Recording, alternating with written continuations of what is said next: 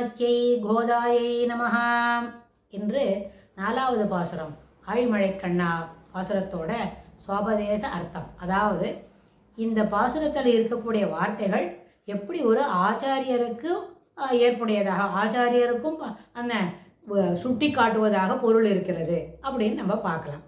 அதாவது முதல்ல இந்த பாசுரத்தில் பொதுவான பொருள் எப்படி, ஆண்டாள் தனக்கு வேண்டப்பட்ட ஒருத்தர் தன்னை எதிர வந்து நின்ன பொழுது அவர்கிட்ட இந்த வேலையெல்லாம் செய்து கொடு, இந்த ஊரில் நாங்கள் இந்த நோன்பு நோக்கிறதுக்கு வந்திருக்கோம்.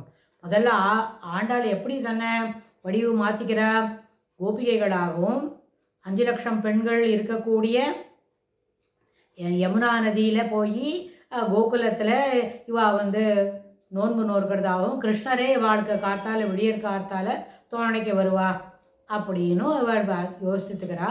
ஆனால் அந்த நிகழ்வை ஆண்டாள் இருக்கிற ஸ்ரீவில்லிபுத்தூரில் வடபெருங்கோயிலுடையான் கோவிலோடும் தன்னுடைய கிரகம் பெரியாழ்வார் இருக்கிற இடமும் சேர்ந்து அது அப்படி ஒரு பாவனை செய்துண்டு அதில் இந்த நோன்பை நோக்கிறா. அதுக்கு இந்த 30 நாளைக்கு 30 பாசுரங்கள் சொல்லியிருக்கா. எல்லாம் நம்ம பார்த்தோம். பொதுவான பொருள் பர்ஜன்ய தேவனை வந்த உடனே அவனை கூப்பிட்டு இப்படி எல்லாம் மழை பெய்யணும், இப்படி கொடுக்கணும், எல்லாருக்கும் வாழ்வதற்கு ஏற்பது போல உன்னுடைய மழை வர்ஷிக்க வேண்டும், ஆகான்னு இருக்கணும், அதில் யாருக்கும் தொல்லை வரக்கூடாது.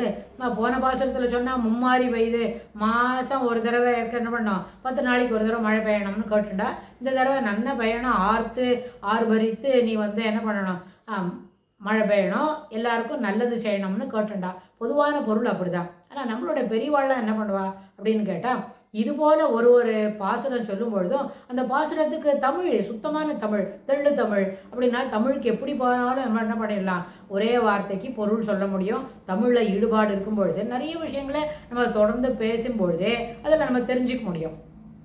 அதனால் ஆழிமழை கண்ணா அப்படின்னு சொன்னால் மேகங்கள்லாம் எப்படி வர்ஷிக்கிறதோ அதுபோல் ஆச்சாரியர் தன் சிஷ்யர்களுக்கு பாரபட்சம் பார்க்காம நல்லபடியாக நம்ம உபதேசம் பண்ணியாகும். அப்புறம் 3 விதமான விஷயங்களை சொல்லுவார் அப்படின்னு சொன்னால், இந்த திரயம், ரகசிய திரயம் அப்படின்னு ஒன்றா அந்த உபதேசத்தை பண்ணுவார்.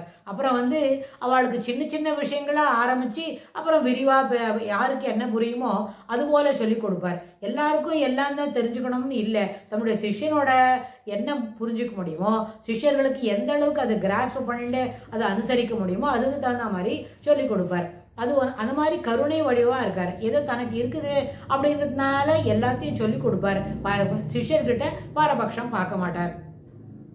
அதுக்கு அடுத்தது ஆழியுள் புக்கு முகந்து கொடு ஆர்த்தேரி, அதுவும் அப்படின்னு சொன்னால் நம்முடைய தர்மசாஸ்திரங்கள்லையும் அப்புறம் இன்னும் வேதத்திலையும் ஆழ்வார் பாசுரங்கள்லையும் இதிகாசங்கள், ராமாயணம் மகாபாரதம் போன்ற இதிகாசங்களையும் சிறப்பான கருத்துக்கள் எங்கெல்லாம் இருக்குமோ, அது எப்படி ஒரு அன்றாட வாழ்வுக்கு தேவையாக இருக்குமோ அதையெல்லாமும் ஆச்சாரியர் எடுத்து சொல்லியாகும். எப்படி ஒரு மேகம் சமுத்திரத்தில் போய் ஜலத்தை கொண்டுக்கிட்டு அதை உலகத்தில் இருக்கிறவாளுக்கெல்லாம் வர்ஷிக்கிறது, அந்த வர்ஷிக்கும் போது அது சமுத்திரத்தில் போய் ஜலம் கொண்டுக்கிட்டு வந்தால் அது உப்பு ஜலம்தான். ஆனால் இருந்தாலும் அது உப்பு ஜலம்னு சொன்னால் மேகம் அதை மொண்டுகின்ற உடனேவே அது உப்பு ஜலம் மாறிடும், நல்ல ஜலமாக மாறிடும். அதுபோல தான் கடினமான எத்தனை பொருள் இருக்கக்கூடிய பாசுரங்களாக இருந்தாலும், வேத வாக்கியங்களாக இருந்தாலும், உபனிஷத் வாக்கியங்களாக இருந்தாலும், அதை ஆச்சாரியர் தன்னுடைய முறையில் அதை அணுகி அந்த ஸ்லோகங்களை எடுத்து சொல்லித்தரும் பொழுது அது எந்த விதமான கடினமான பொருள்கள் இருக்குது அப்படின்னே இல்லை. அவர் ஆச்சாரியர் சொல்லிக் கொடுக்க துவங்கின உடனேவே எல்லாமே எளிமையாக தான் இருக்கும்.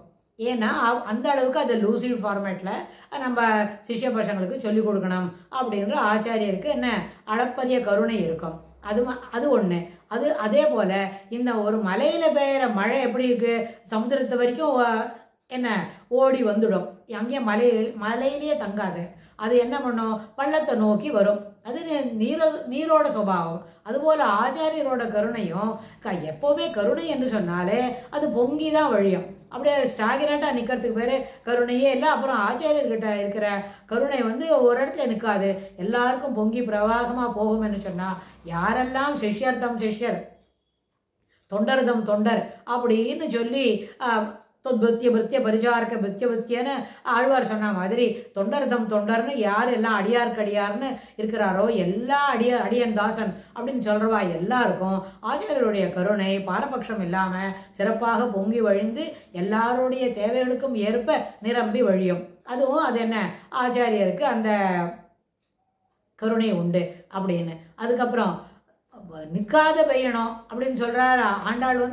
மழையிட்ட கேட்கிறார், சர மழை போல் தொடர்ந்து பெய்ஞ்சுட்டே இருக்கணும் அப்படின்னு சொன்னா அது போலதான் ஆச்சாரியரை நம்ம எப்போ போய் கேட்டாலும் இந்த மாதிரி சந்தேகம் இருக்கு, இதுல நிவர்த்தி தந்து பண்ணணும் அப்படின்னு சொன்னா உடனே சாயங்காலவா இல்லை என்ன பண்ணோம் பகல்லவா இல்லை போனால் நாளைக்கு இந்த தீர்த்தான உடனே சொல்லி கொடுக்குறேன் அப்படின்னு சொல்லி ஆகும்னு சொன்னால் அதுபோல் அந்த நேரத்தில் நம்ம என்ன செய்யலாம், போய் ஆச்சாரியரை அணுகி நின்று இந்த சந்தேகத்தெல்லாம் கேட்டால் ஆச்சாரியர் நிச்சயமாக அந்த சந்தேகங்களை நிவர்த்தி பண்ணி தந்தாகும். அதுபோல் என்ன விஷயத்தை கேட்டாலும் அதுக்கு ஏற்புடைய சொல்யூஷன், ஏற்புடைய தீர்வு அதை சொல்லி கொடுத்து ஆச்சாரியர் நம்மளோட என்ன தைரியத்தை சொல்லி கொடுத்தாகும்.